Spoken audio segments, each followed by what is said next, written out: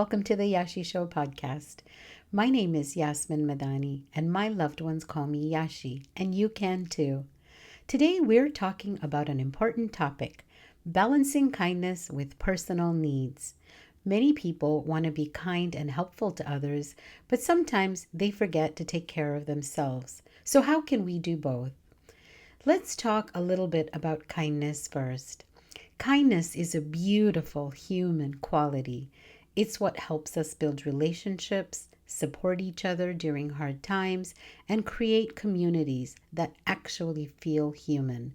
Kindness shows up in everyday moments, such as checking in on a friend who is going through a hard time, or volunteering at a local organization, perhaps offering a listening ear when someone needs to talk, and helping a coworker complete a task. Kindness is powerful because it creates connection and makes people feel seen, supported, and valued. As we just observed in the examples that I went over, kindness is the act of showing care, compassion, and support to others, whether through listening, offering help, giving encouragement, or simply being present. But when kindness becomes automatic or unbalanced, it can lead to burnout, resentment, or even losing touch with your own needs. So kindness can get kind of complicated, especially for adults who tend to be empathetic, responsible, or what I like to call professional helpers. You know the type, the person who notices when everyone else is uncomfortable, hungry, stressed, or overwhelmed, but somehow forgets to notice those things about themselves. At some point, many of us learn that being kind means putting other people first, all the time, no exceptions, no snack breaks. And that's where things can start to go sideways. I want to share a story that might sound familiar about when kindness becomes automatic. Imagine a woman named Sarah. Sarah is the kind of person everyone loves. She's thoughtful, dependable, and always willing to help. If someone needs advice, Sarah is the one they call.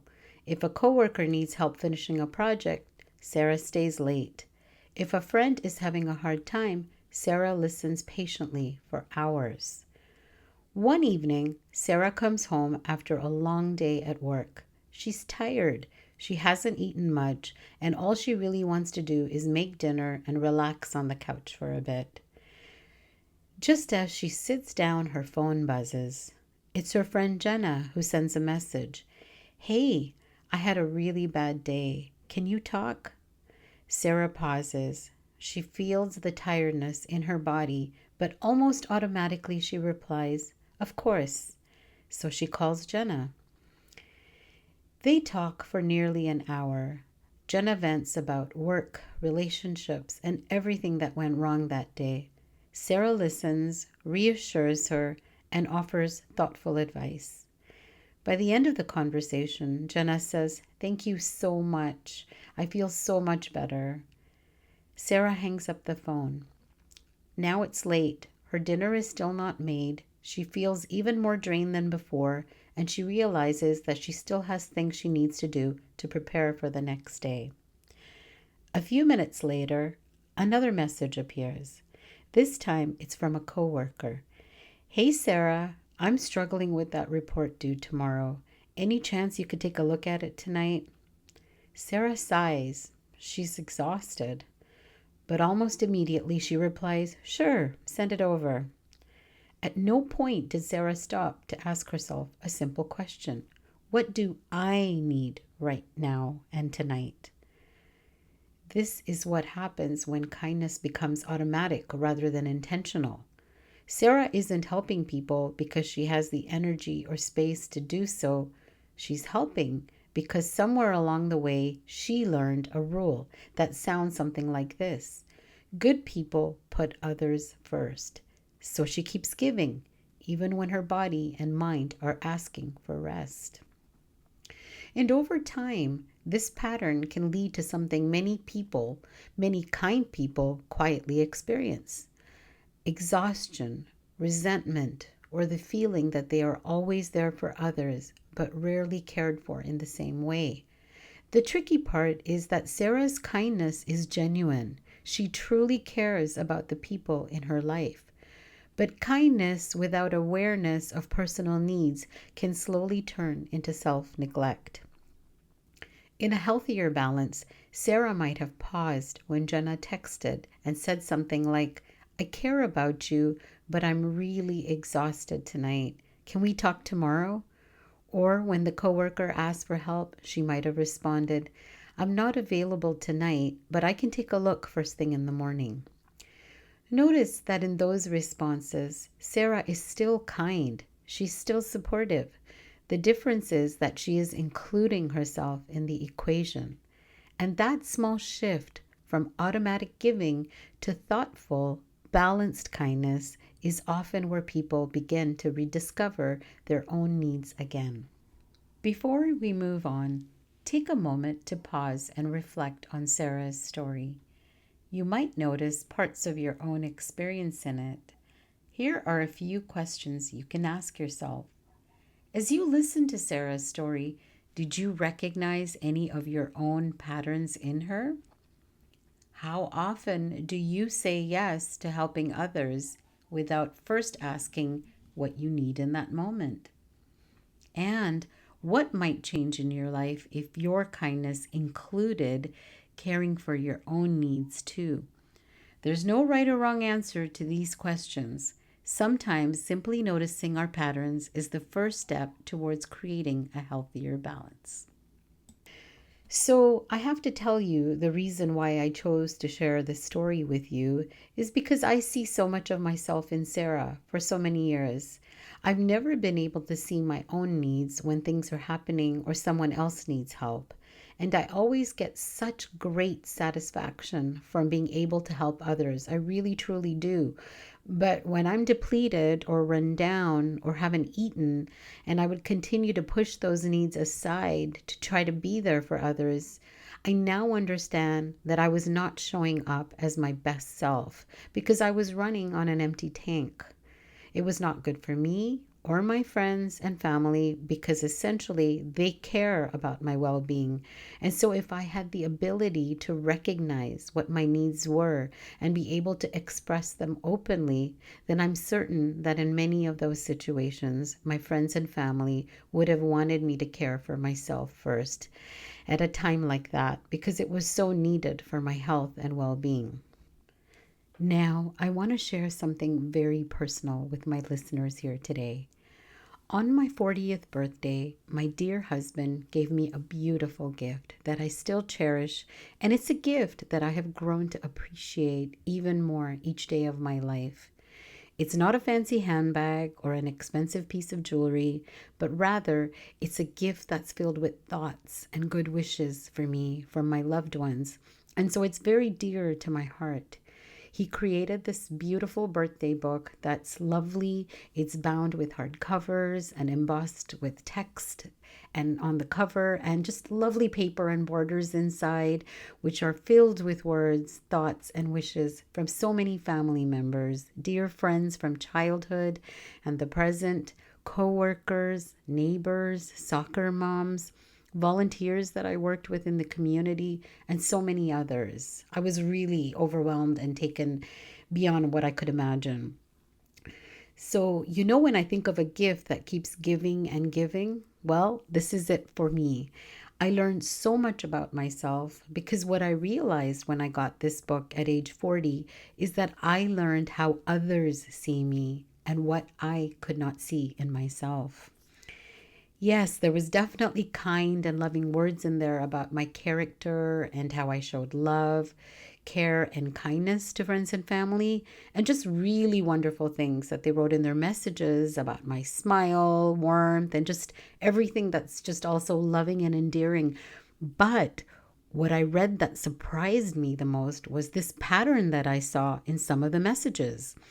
And so I've pulled out a few lines from the different messages here and there from the book that I want to share with you today and try and see for yourself what pattern I'm referring to. Okay, so the book is titled Thinking of You, a collection of thoughts about Yashi. Yashi, when we think of you, we think of how generous you are. You are the giver, not the taker, in all that you do.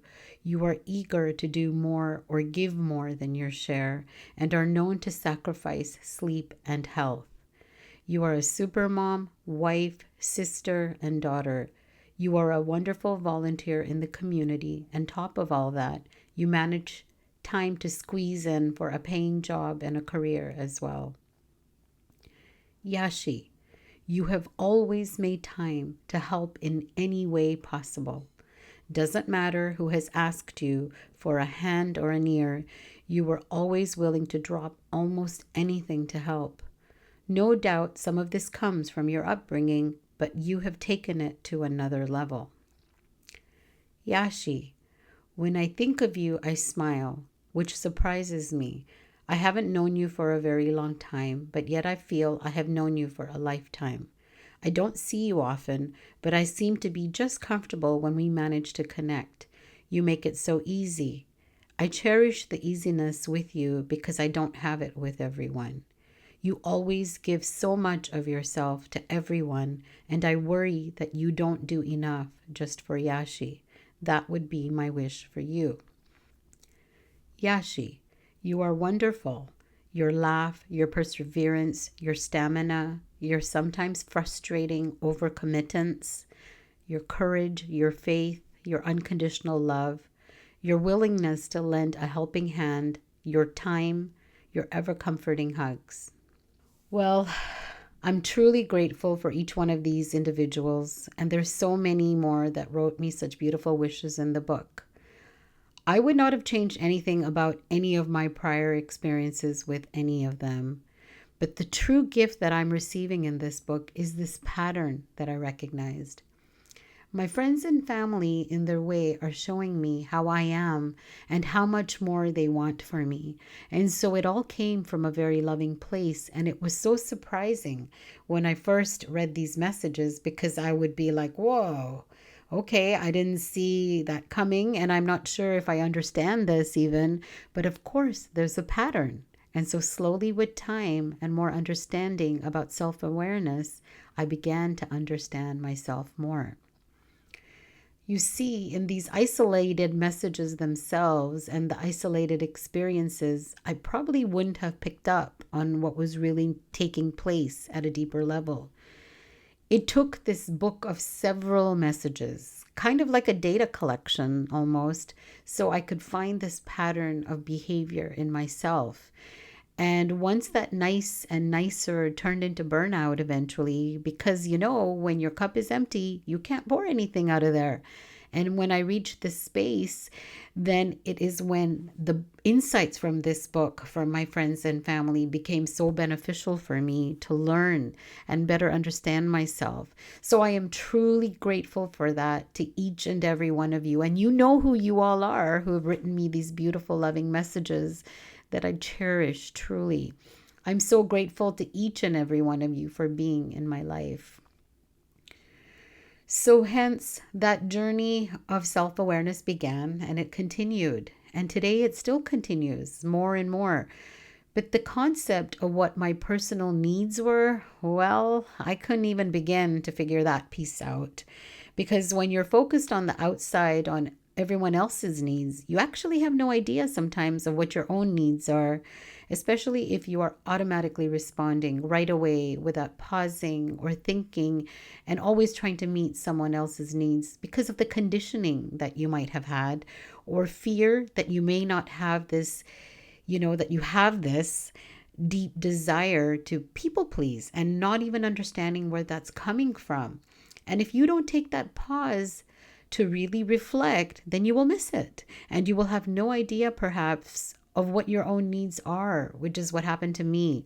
So let's talk a little bit more about trying to understand what these personal needs are. Personal needs are the things that we require to feel healthy, whole, and functioning. That means physically healthy, emotionally healthy, socially healthy, and mentally healthy. This can include things like sleep, nourishment, exercise, rest when it comes to your physical needs. When we're talking about emotional needs, it's feeling safe, loved, and understood. Social needs include connection, friendship, belonging, and psychological needs are about autonomy, self expression, and personal growth.